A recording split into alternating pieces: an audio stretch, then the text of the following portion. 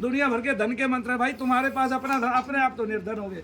मैं तो ये एक बात मानता हूँ, जो भी आदमी महात्मा बनता है ना, वो बहुत कष्टकारी समय होता है उसके घर पे। ठीक है, ज़्यादातर महात्मा सुख में बने हुए नहीं है, ये जितने महात्मा है 98% महात्मा वे हैं जो दुख में बने हैं, जिनके घर पे कष्ट था, कलेश था, पैसा नहीं था, ठीक है, कंगाली थी, बदहाली थी, और क्या कहते हैं, कष्ट रहता था। तो वो 98% वही महात्मा आपको मिलेंगे। फिर वो खोज कहाँ से करेंगे, वो तो पहले अपनी बदहाली दूर करेंगे। कोई एक आध महात्मा है भी बहुत अच्छा, मान लिया मैंने महात्मा बहुत अच्छे, ठीक है, जैसे हम प्रेमानंद जी को ही मानते हैं भाई बहुत अच्छे महात्मा, ठीक है, संत प्रवर है, नाम भी दे रहे हैं।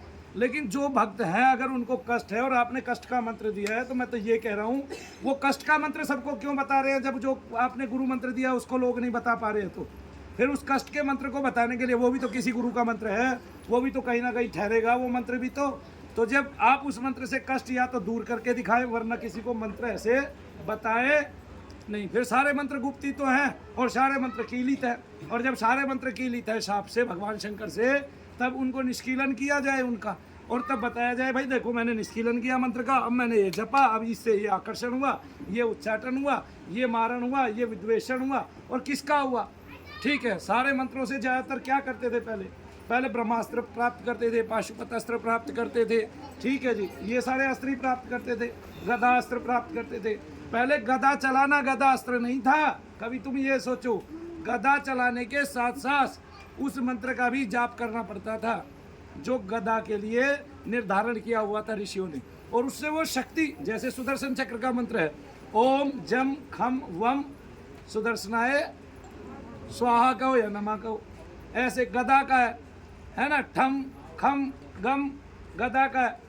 ऐसे ही बहुत सारे मंत्र हैं जो हमारे कौस्तुभ मणि का है, भगवान श्रीय का है, जो हर तरह के अस्त्रों के मंत्र हैं। तब अस्त्रों को चलाने के साथ साथ उन मंत्रों को जपना पड़ता था, सिद्ध करना पड़ता था, तब उस अस्त्र में वैसी शक्ति विलक्षण उत्पन्न होती थी। कभी कोई ये सोचे कि भाई ये ऐसे था और वो अर्जुन ने ये चला दिया, ये चला दिया, वो चला दिया, उस मंत्र को ही वो देते थे सिद्ध करके, फिर अपने पास जो धारा थी उसकी, उसको सीधा मूव कर देते थे कि अर्जुन अब तुम जो बाण चलाओगे वो इस तरह के अस्त्र का काम करेगा। तो एक बात, वो अर्जुन एक बाण से कई अस्त्र चलाता था, जैसे पाशुपत अस्त्र भी उसके पास था, ब्रह्मास्त्र भी उसके पास था, आज भी उनके मंत्र है। अब कोई अर्जुन बनना ही नहीं चाहता तो क्या करेगा भाई, नहीं, किसी की खोज नहीं है, मंत्र क्या कर सकते हैं क्या नहीं कर सकते। एक, सबके शरीरों में दर्द है, कष्ट है, भार है।